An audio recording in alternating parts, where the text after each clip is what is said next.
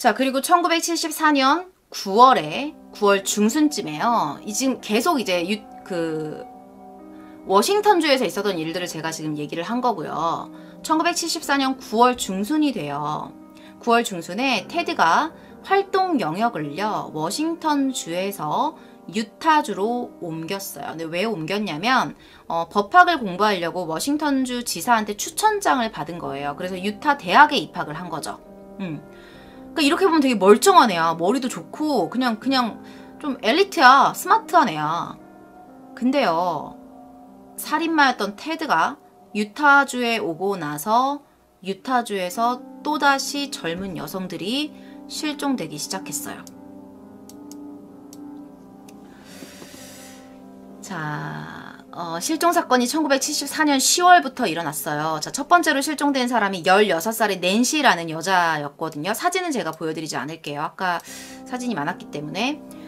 그리고 나서 10월 18일에 멜리사 스미스, 17살의 멜리사 스미스라는 여자가요, 유타주의 작은 마을에서 실종이 돼요. 근데 걔가요, 그 지역 경찰서장의 딸이었대요.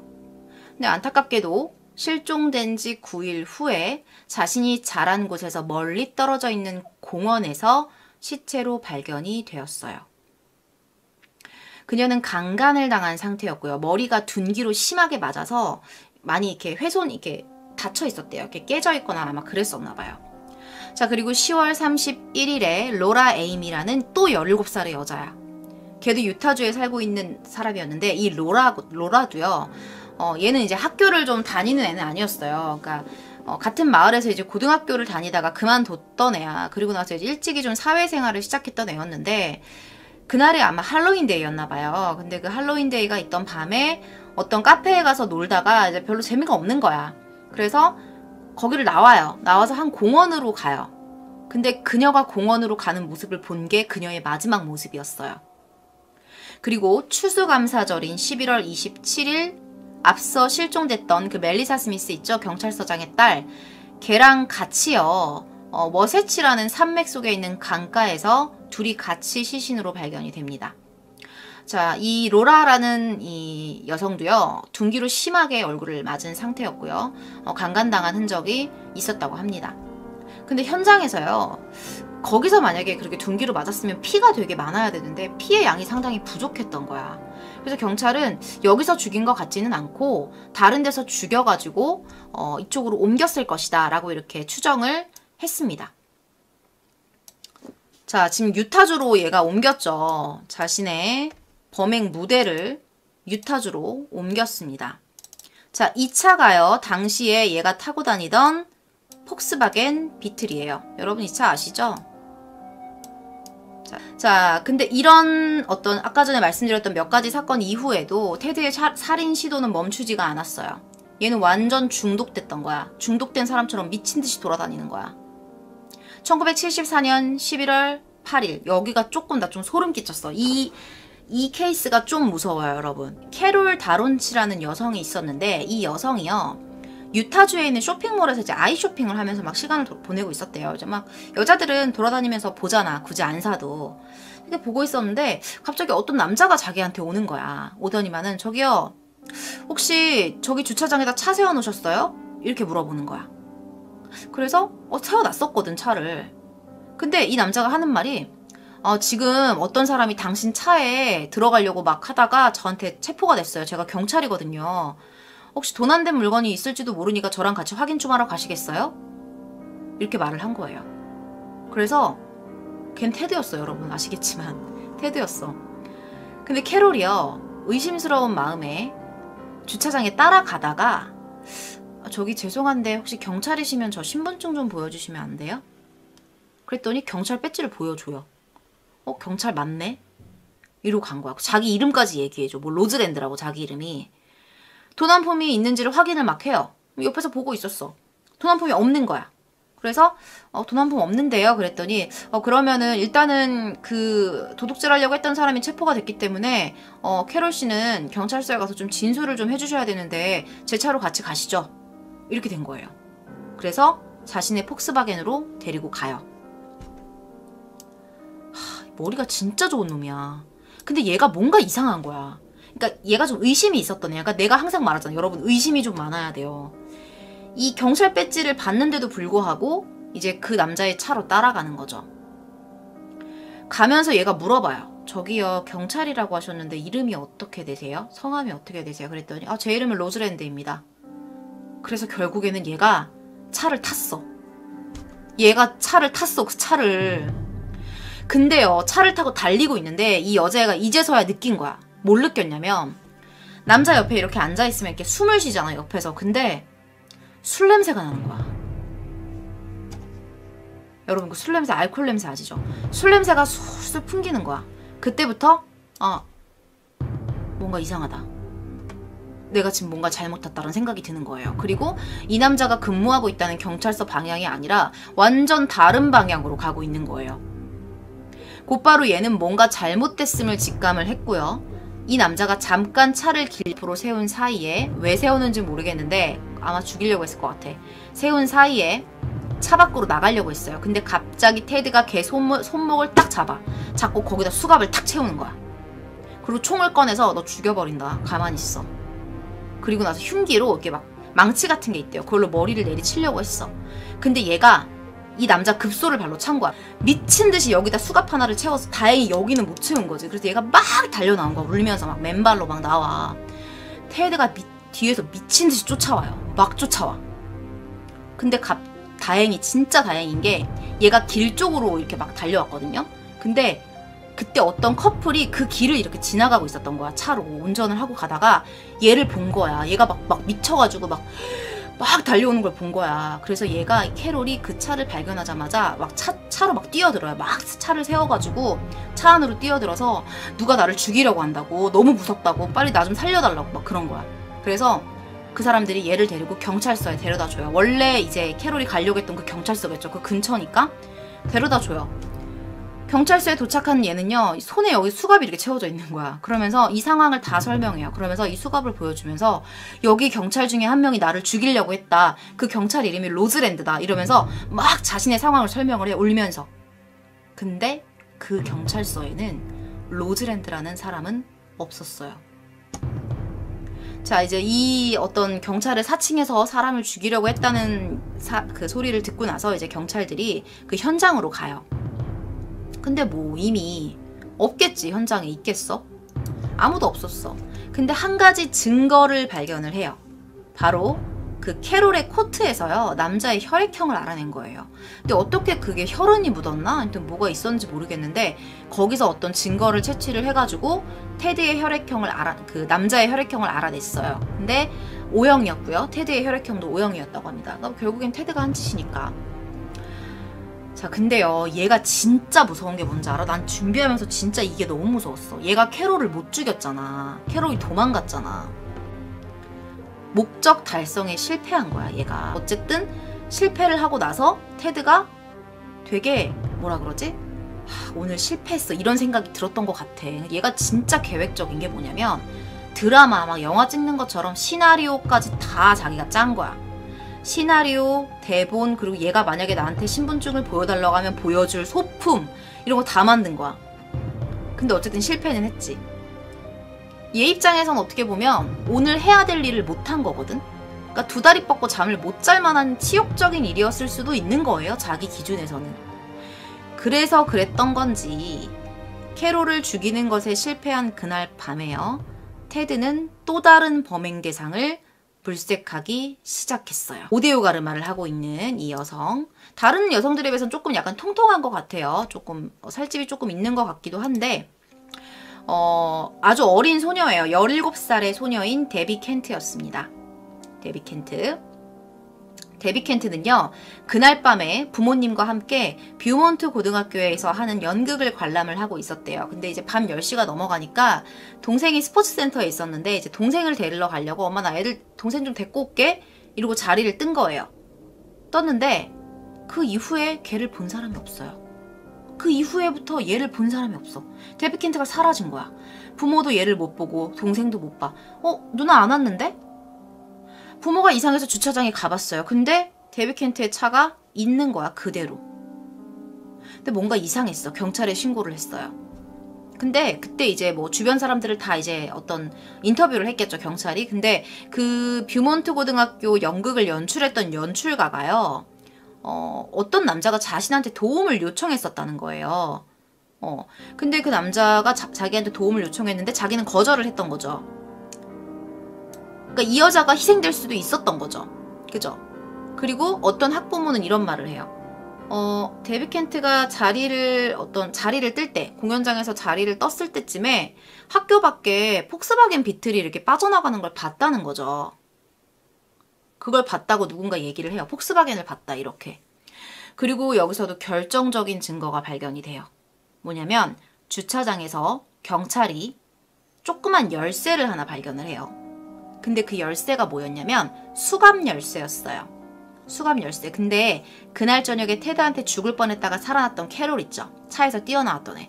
걔 손목에 이게 수갑이 있었다고 했잖아. 그 수갑에다 그걸 끼워봤더니 딱 맞는 거야. 열리는 거야. 같은 놈이었던 거죠. 그날 이후에요, 이 데비 켄트의 시체는 발견되지가 않았어요. 그리고 이 테드는요, 자신이 한 범죄임을 훗날 인정을 했다고 합니다. 이 사건이 있고 난 후에 겨울에 테드는 콜로라도주로 출장을 갑니다. 자, 여기까지가 이제 유타주에서 있었던 일이고요. 콜로라도주로 출장을 갑니다. 테드가 콜로라도주로 출장을 간 이후부터요, 워싱턴에서 유타주로 옮겼을 때와 마찬가지로 이번에는 콜로라도주에 있는 여성들이 하나둘 실종되기 시작했어요.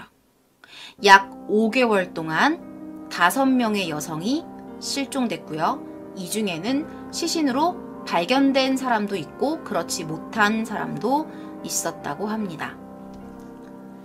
자, 또 한 명의 피해자를 제가 보여드리도록 할게요. 이 사람의 이름은요, 캐린 캠벨이에요. 나이는 23살이에요. 1975년, 이제 해가 지났어요. 1975년 1월 12일에요. 캐린 캠벨은 약혼자와 함께 콜로라도로 의학 세미나 겸 여행을 떠나요. 그러니까 이 약혼자가 아마 의사였던 것 같아요. 그래서 이 약혼자 의학 세미나 가는 김에 자기는 이제 여행도 하려고 쫓아간 거예요. 근데 당시에 이 약혼자한테는요, 아이가 둘이 있었대요. 근데 이제 결혼을 하려고 마음을 먹었던 것 같아요. 약혼자하고 아이들하고 함께 이제 호텔 휴게실에서 즐거운 시간을 보내고 있었는데, 이 캠벨이요, 잡지를 한 권을 방에다가 두고 온 게 생각이 난 거예요. 그래서 휴게실에서 아마 잡지를 읽고 싶었던 것 같아요. 그래서 저기 나 숙소 올라가서 잡지 좀 갖고 올게요. 집에다, 방에다 놓고 왔는데 갖고 올게요. 이러면서 이제 올라간 거야. 근데 몇 분이 지나도 안 오는 거야. 그러니까 올라갔다 바로 내려오면 되는데 애가 안 오는 거야. 그래서 이 남자가, 이 약혼자가 뭔가 이상해서 방에 올라가요.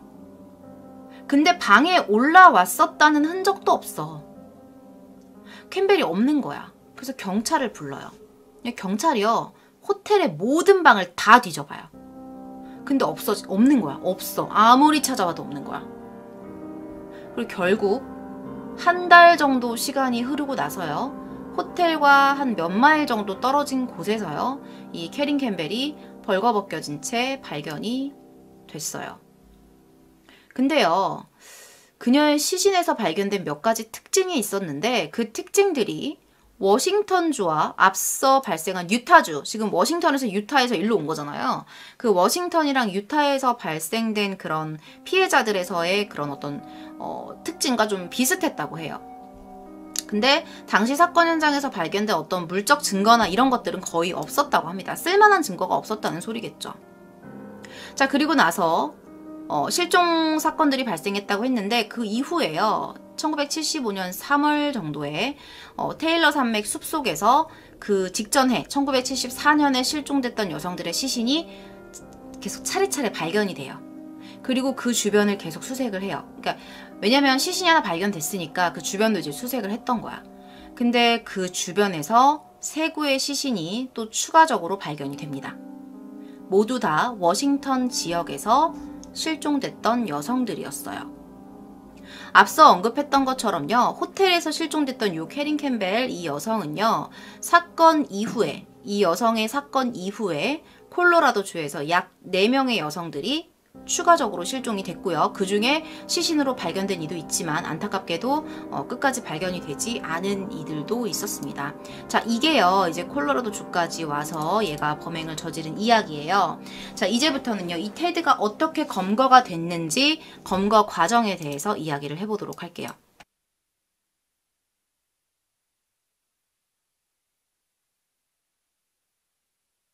1975년 8월 16일 밥 경사는요 솔트레이크 카운티 외곽 지역을 순찰을 하고 있다가요 요 폭스바겐 비틀 한 대를 봤어요. 근데 이 사람이 워낙에 이 경사가 이 지역을 자주 돌아다니고 이 지역을 오래 이제 관리를 했었기 때문에 여기에 누가 살고 있고 어느 집이 어느 차를 몰고 다니는지를 다 알고 있었대요. 근데 그의 눈에 이런 폭스바겐은 좀 낯설어 보일 수밖에 없었겠죠. 그래서 누구지? 그래서 이제 라이트를 비춘 거예요. 근데 얘가 괜히 제발저려서 도둑이 제발저린다고 얘가 자기한테 경사가 라이트를 비추니까 막 달리기 시작하는 거야. 속도를 내기 시작해요. 근데 쟤 왜 도망가지? 라는 생각이 드는 거야. 뭔가 지가 지은 죄가 있으니까 도망가는 게 아닐까라는 생각이 들어서 이 경사가 재빨리 따라붙어요. 막 따라가는 거야. 그래서 걔를 세워. 그리고 나서 면허증 달라고 얘기를 해요. 근데 면허증을 확인을 하고 나서 이제 딱 차를 이렇게 봤더니 차에 조수석이 없네? 그래서 뭔가 이상한 거야. 그래가지고 이제 같은 동료 경사들을 불러요. 불러가지고 그 차 안을 막 다 뒤져봐요. 뭔가 이상하네 이러고 막 뒤져봤어. 그랬더니 그 안에서 쇠지뢰, 로프, 수갑, 얼음 송곳 이런 거 있죠. 그런 거를 발견을 한 거야. 그 차 안에서. 근데 일단 그런 걸 들고 다닐 만한 이유가 사실 없잖아. 보통 사람이. 근데 얘가 도망까지 갔기 때문에 얘가 강도 혐의로 체포가 돼요. 얘가 테드 번디였어요. 그가 최근 벌어진 사건들과 상당한 관련이 있을 것으로 생각을 하고 이런저런 정황들을 조사를 해보니까 그가 가지고 있는 물건들이요 여러 명의 실종 살해 피해자들과 관련이 깊은 것으로 밝혀지게 됐어요. 하지만 그것만 가지고 증거라고 들이댈 수는 없는 상황이야. 그걸 가지고 너가 살인범이다 이렇게 말을 하기는 어렵죠. 왜냐하면 증거가 있어야 되니까. 그냥 막 할 수는 없잖아요. 얼마 뒤에 경찰은요 그를 목격했었던 사람들을 불러서 7명의 범죄 용의자들을 찍은 사진을 딱 두고서 이 중에 골라봐.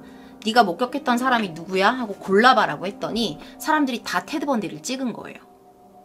테드는 끝까지 자신의 혐의를 부인했지만 수사관은 거의 100% 확신하고 있었어요. 얘가 범인일 거라고. 그리고 나서 본격적으로 수사에 착수를 했습니다. 그래서 얘가 뭘 했었냐면 아까 전에 여러분 기억나시죠? 그 테드 번디가 이혼한 여자랑 그 이혼한 여자인 그 맥 앤더스 테드 번디 몽타주 보고 의심했던 사람 있잖아요.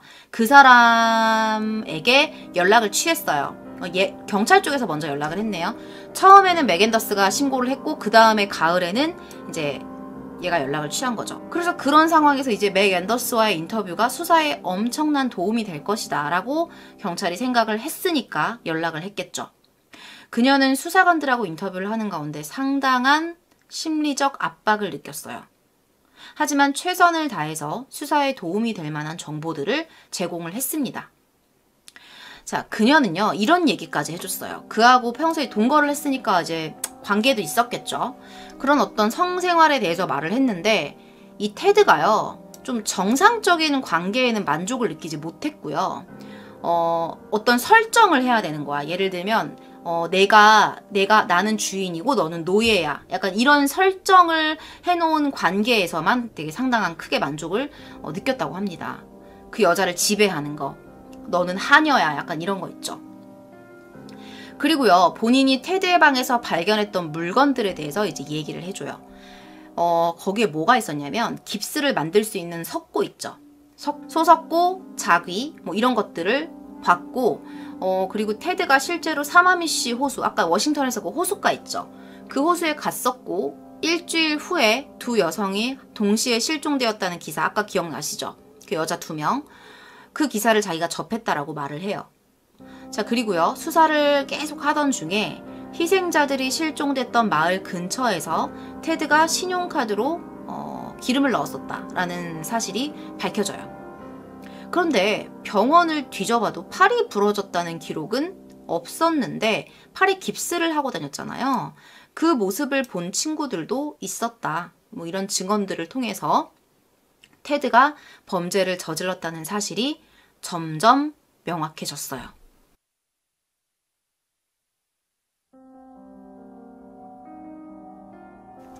자, 1976년 2월 23일이에요. 또 해가 또 지났어요. 2월 23일에 테드가 처음 법정에 서게 된 것은요. 간신히 그의 차에서 탈출해서 목숨을 건졌었던 캐롤 납치 사건 때문이었어요. 그녀는 사람들이 많은 가운데서 정확하게 테드 번디가 자신을 살해하려고 한 사람이다라면서 지목했어요. 하지만 테드 번디는 계속 결백을 주장해요. 근데 뭐 사건 당일에 특별한 알리바이도 없어. 얘는 그냥 무조건 자기는 아니다 이러고 있는 거야. 그래서 결국에는 납치 혐의로 15년형의 실형을 선고받아요. 왜냐면 살인 혐의는 어떻게 입증이 안 되는 거지. 그래서 일단 납치 혐의로 실형을 선고받게 됩니다. 수사관들은요, 이후에 아까 그 호텔에서 실종됐던 잡지 가지러 올라갔다가 실종됐던 그 캠벨 있죠? 캠벨이랑 또 다른 여성의 살인사건에 대해서 테드가 연관이 있는지 이제 찾는 거예요. 얘를 뭔가 이 살인사건에 관련된 정확한 증거가 있어야 살인죄를 쳐 넣을 거 아니야. 이제 그걸 막 조사를 했던 거야. 근데 그 차 있죠? 그 폭스바겐에서 여성의 머리카락을 발견을 해요. 자, 그리고요. 살해된 여인의 것과 상당히 특징이 비슷하다고 판단을 해요. 근데 이거를 DNA 검사가 당시 없었나요? 1970년대에. 제가 이걸 자료를 찾아보니까 뭐 DNA가 일치했다라는 말은 없고 그 살해된 여인의 특징과 머리카락이 상당히 비슷했다라고만 나왔거든요. 근데 아마 뭐 현미경으로 뭐 머리에 어떤 머리 결이라던가 색상이라던가 뭐 이런 것들을 조사를 했겠죠. 그냥 이렇게 보기만 하진 않았겠죠. 또한 그 캐린 캠벨과 캐린 캠벨의 두개골에서 발견된 상처가 차 안에서 발견된 쇠지뢰와 일치하는 것도 밝혀냈어요. 이 뼈가 깨지잖아요. 근데 그 깨진 거랑 이 쇠지뢰랑 거의 일치했던 거죠. 결국 1976년 10월 22일에 콜로라도 경찰은 캐린 캠벨 살인사건으로 번디에 대한 고소장을 제출했어요. 이제 살인죄로 집어넣으려고 이제 고소장 제출을 한 거죠. 증거가 나름대로 있으니까. 그리고 나서 이제 이 테드 번디는 재판을 기다리게 됩니다. 자, 근데 이게 진짜 웃겨. 법정에서 있었던 일들을 얘기를 할게요. 얘는요, 그 과정에서 자신의 변호사를 선임을 했었는데 이 변호사가 마음에 안 드는 거야. 지가 보기에. 좀 제대로 말도 못하는 것 같고 자료조사도 제대로 못하는 것 같고 마음에 안 드는 거야. 그래서 선택한 게 뭐냐면 이 변호사를 해고해요. 그리고 나서 자기가 법 공부를 좀 했잖아. 그래서 내가 나를 변호하자 이렇게 한 거야. 직접 변호하기로 했어. 그래서 이건 무조건 내가 이기는 거다. 이런 자신감과 함께 스스로 재판 준비를 시작해요. 근데 여러 가지 자료를 수집을 하려고 하니까 감옥이 너무 한정돼 있는 거야. 감옥이라는 공간이 사실 뭐 책도 없고 아무것도 없잖아. 그래서 허가를 받아요. 그래서 법원 도서관을 이용을 해요. 근데 얘의 진짜 계획은 뭐냐면 도서관에서 탈출하는 게 계획이었어. 그래서 법원 도서관에 잠시 감시가 허술해진 틈을 타서 창문으로 도망쳤어요. 자, 다른 곳으로 크게 벗어나지 못했던 그는요, 차를 훔쳐서 지역을 벗어나려다가 경찰에 붙잡혀요. 그래서 이게 한 일주일인가 열흘 만에 잡혔어요. 그래서 다시 감옥으로 들어와요. 탈옥 시도를 했다가. 자기 딴에는 너무 허무하게 잡혀 들어왔다고 생각을 했는지 얘는 감옥에 다시 들어오면서 쇠톱을 하나 몰래 가지고 들어와. 그걸 어떻게 갖고 들어왔는지 모르겠는데 쇠톱을 몰래 갖고 들어온 거야. 그래서 그 쇠톱으로 자기 독방 천장을 뚫어요. 그래서 거기 막 이것저것 막 잘라가지고 다른 방이랑 연결되는 통로를 발견해요. 그래서 그 통로에서 대기를 하고 있다가 탈출에 성공을 해요. 근데 당시에 그 연결됐던 방이요, 교도관 아파트 벽장이었대요. 교도관의 아파트 벽장에서 이제 교도관이 나갈 때까지 기다린 거지. 아파트가 빌 때까지 기다리다가 교도관이 나가고 나서 차를 훔쳐가지고 탈출에 성공을 한 거죠. 이게 12월이었어요. 첫 번째 탈출이 6월달이었잖아요. 6개월 만에 성공을 한 거예요. 근데 얘가 탈출한 걸 알아차린 걸 바로 알아차리지 않고 언제 알아차렸냐면 탈출하고 15시간 있다가 알아차린 거예요. 그러니까 이미 테드는 그때 차를 타고 룰루랄라 시카고를 향해서 가고 있었어요. 그가 훔친 차는 플로리다주를 향하고 있었습니다. 플로리다에 도착한 그는요, 심지어 완벽한 자유의 몸이라도 된 것처럼 아파트까지 얻어요. 가명을 쓰면서 지금 같으면 이런 것들이 다 가능하지 않았을 텐데 그때는 자기가 가명 쓰고 싶으면 가명 쓰고 신용카드 쓰고 싶으면 신용카드 쓰고 막 그랬었나 봐. 아파트까지 얻은 거야. 그래서 그 아파트에다가 막 동네방네 물건 다 훔쳐가지고 지네 살림처럼 채워놨어. 그리고 그 근처에 플로리다 대학교가 있었대요. 그래서 그 대학교에 들어가서 몰래 강의도 듣고 막 그랬대요. 그리고 더 이상 나 이제 사람을 죽이지 않고 새 삶을 살 거야 이러면서 다짐을 하면서 이름도 바꾼 거야. 근데 그게 오래 못 가요. 이미 내면에서 그 악마의 살인 충동이 또 막 올라오기 시작하는 거야. 그래서 얘가 또 결국에는 어디를 향하게 되냐. 플로리다 주립대학교의 여학생 기숙사를 향합니다. 둔기를 들고 가요. 또 죽이러 가는 거예요. 기숙사에는 애들이 긴장을 풀고 있죠. 잠을 자는 곳이기 때문에 거의 무방비 상태였었는데 그 무방비 상태의 학생들을 막 무자비하게 공격을 하고 죽여요. 그래서 아주 많은 수가 죽지는 않았지만 몇 명의 학생들이 목숨을 잃었습니다. 그리고 발견된 시신에요. 이빨로 막 물어 뜯은 거야. 여자 몸을 막 다리, 허벅지 이런 데를 막 배, 가슴 이런 데를 이빨로 막 물어 뜯은 거예요. 그 자국까지 발견이 됐대요. 그는 마치 경찰과 게임이라도 하는 것처럼 범행을 멈추지 않았어요. 곧바로 차를 타고 1마일 정도 떨어진, 그러니까 플로리다 주립대학 기숙사에서 1마일 정도 떨어진 한 아파트를 들어가요. 그래서 거기서 셰릴이라는 여성을 또 공격을 해요. 그리고 경찰이 도착했을 때 그녀는 이미 테드에게 심한 공격을 당해서 얼굴과 머리가 상당히 심하게 부풀어 오른 상태였다고 했습니다. 다행히 빨리 병원에 옮겨져서 살아남았어요. 근데 현장에서 발견된 증거물, 공격자의 혈액, 정액, 지문 이런 걸 다 수집을 했는데 여러분 미국은 이렇게 주가 이렇게 바뀌면 그렇게 범죄자에 대한 어떤 그런 정보가 넘어가질 않나 봐요. 그래서 플로리다주에서는 테드에 대해서 알려지질 않았었대요. 잘. 그래서 쉽게 용의자를 특정짓질 못했던 거죠. 그러니까 다 있긴 한데 1978년에요. 그는 또다시 12세의 소녀를 살해합니다. 이번엔 너무 어린 아이를 죽였어요. 그 아이는 바로 이 아이예요. 12살이었어요. 12살. 12세 소녀를 죽였고요. 그 시신을 돼지 우리에다가 유기를 했어요. 그리고 일주일 뒤에 도난 차량을 몰고 다니다가 붙잡혀요. 그때 그가 탈주범이고 최근 벌어진 사건들의 유력한 용의자라는 것이 밝혀지게 된 거죠. 처음에도 그렇고요. 나중에도 그렇고 테드는 우연히 잡히게 된 케이스라고 볼 수 있어요. 결국은 같은 해 6월 25일 플로리다주에서 재판이 진행됐고요. 사형이 확정됐어요. 그가 단순히 밝혀진 사건에 대해서 혐의만 있을 거라고 단정짓진 않았어요. 왜냐면 뭐 다른 것들에도 얘가 혐의가 있을 수 있으니까. 얘는 거기서도 계속 자기 스스로를 변호해요. 근데 증거가 너무 많은 거야. 그러니까 증거를 들이대니까 자기가 할 말이 없는 거죠. 특히 그때 당시에 이빨 자국을 냈잖아요. 얘가 그 기숙사에서. 근데 그 치의학자였던 리처드 박사라는 사람이 그의 치아 배열을 그 치아 검사를 하는 사진이 있는데 그 치아 배열이랑 피해자 몸에 났던 그 이빨 자국들을 다 비교를 했더니 가해자가 정확하게 테드의 치아에 의해서 테드가 정확한 가해자다라는 거를 이제 밝혀낸 거예요. 그는 재판 과정에서 또 머리를 씁니다. 여러분들 아시죠? 심신미약, 정신 이상 이제 이런 거를 들이대가지고 무죄로 이끌어 나가려고 되게 노력을 많이 해요. 근데 엄청나게 많은 증거들이 이미 테드가 사형을 받아 마땅하다라는 것을 나타내고 있었기 때문에 그의 노력은 그다지 받아들여지지는 않았습니다. 그의 마지막 희생자는요. 비참하게 돼지우리에 버려졌던 이 12살 소녀였어요. 이 소녀를 마지막으로 그가 죽인 여자들만 30명 이상이라고 알려져 있었어요. 근데 테드가 언급하지 않은 또 다른 수많은 피해자까지 합치면 100명은 된다라고 보고 있어요. 테드가 그랬대요. 나를 사형시키지 않는 대신에 내가 그동안 죽였던 여자들이 누구인지 알려주겠다. 어디에 매장했는지 알려주겠다라고 했는데 피해자들이 원하지 않았대요. 그냥 죽여달라고 했대요. 그래서 그냥 사형을 집행했다고 하더라고요.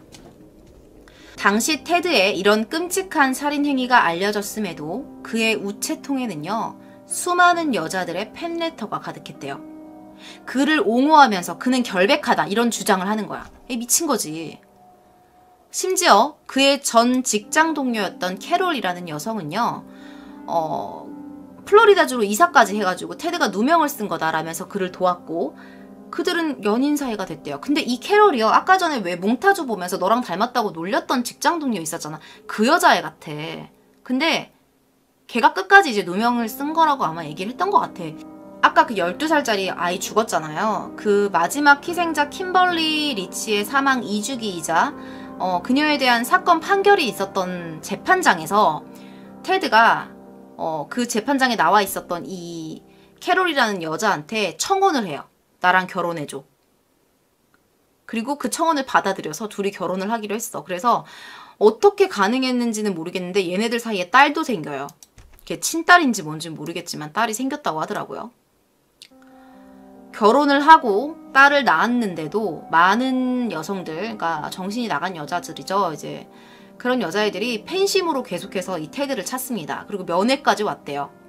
근데 그 테드한테 면회를 왔던 수많은 여성들 가운데 어떤 한 여자애는 나중에 테드가 아닌 다른 연쇄살인범하고 결혼을 했대요. 옥중에서. 이 진짜 이해할 수 없어. 근데 이게 어떤 심리적인 그게 있대요. 제가 이거를 나중에 컨텐츠로 준비를 해보려고 지금 생각을 하고 있습니다.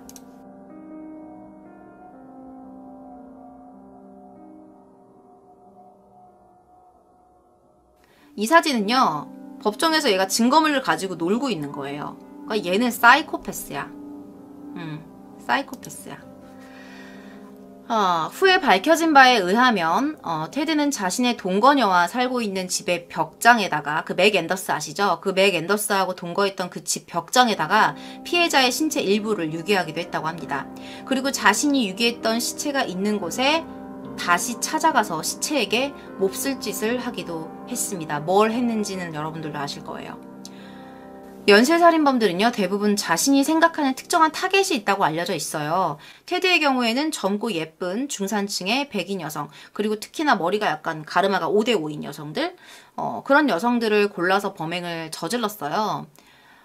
상당히 호남형 외모였고요. 말투도 친절했고 상당히 이 말하는 거에서 어떤 지적인 그런 매력이 많이 풍겨나왔기 때문에 긴장감을 풀었죠, 여자들이. 그리고 후에는 얘가 내가 그런 식으로 여자를 꼬시고 유인을 잘 하면 그걸 되게 자랑스러워했대요. 아, 내가 이 정도야. 약간 이랬었대요.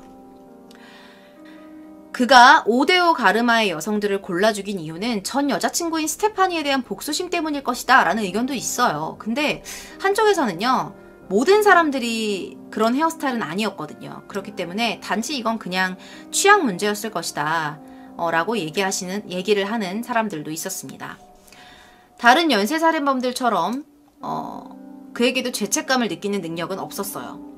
그는 단지 자신이 삶과 죽음을 지배하기를 원했다라고 말을 했어요. 그리고 자신의 내부에는 내가 아닌 또 다른 악한 존재가 있다고 했다고 합니다. 과거에 이런 일이 있었대요. 얘가 3살짜리 애가요, 물에 빠진 적이 있어서 거의 익사 직전까지 갔었는데 걔를 구해줬던 거야. 그래서 나는 처음에 이중적이다라고 생각을 했거든. 근데 이게 이중적인 게 아니야. 이중적인 게 아니라 아까 말했던 것처럼, 걔가 말했던 것처럼 자기가 어떤 사람의 삶과 죽음을 지배할 수 있다고 생각을 한 거지. 그래서 그 아이가 살게 된 것도 내가 선택했기 때문에, 내가 지배할 수 있기 때문에 걔를 죽지 않게 살렸던 거다. 약간 이런 마음으로 걔를 구하지 않았을까? 그러니까 죽이는 것과 같은 개념으로 살린 거지. 그러니까 난 그런 생각도 들었고, 콜센터 한 것도 자살방지 콜센터잖아요. 거기에 걔가 들어간 이유도 거기에서 죽으려고 하는 사람들을 자기 마음대로 살게끔 만들고 싶은 거야. 그러니까 약간 그런 우리가 생각하지 못하는 그런 어떤 개념을 가지고 접근을 하지 않았을까 싶어요. 자신이 납치했던 여성들에게 몹쓸 짓을 할 때도요, 말도 섞지 않았던 것처럼 그는 그녀들을 인간으로 생각하지 않았고요. 단지 소유물, 물건, 또는 내가 목표해서 훔쳤던 물건 정도로 생각을 했던 걸로 보여요. 단지 어떤 생명이 있는 물건이랄까? 끝까지 자신을 변호해서 사형을 면하려 했던 노력에도 불구하고 테드는 판결 10년 만에 전기의자에서 처형됐습니다. 그때 나이가 42살이었대요. 마지막으로 이런 말을 했대요. 자신의 사랑을 가족과 친구에게 전해달라 라고 했다고 합니다. 그리고 2000볼트가 넘는 전압에 몸을 맡겼습니다. 살아 생전에 그가 했던 말을 마지막으로 미국의 연쇄살인범 테드 번디에 대한 이야기를 마무리하겠습니다. 그가 이런 말을 했다고 합니다. 난 짐승이 아니야. 난 미치지 않았어. 다중인격도 아니야. 우리들은 너네들의 아들이고 남편이야. 우리는 어디에나 있어. 내일은 더 많은 아이들이 죽어 있을 거야.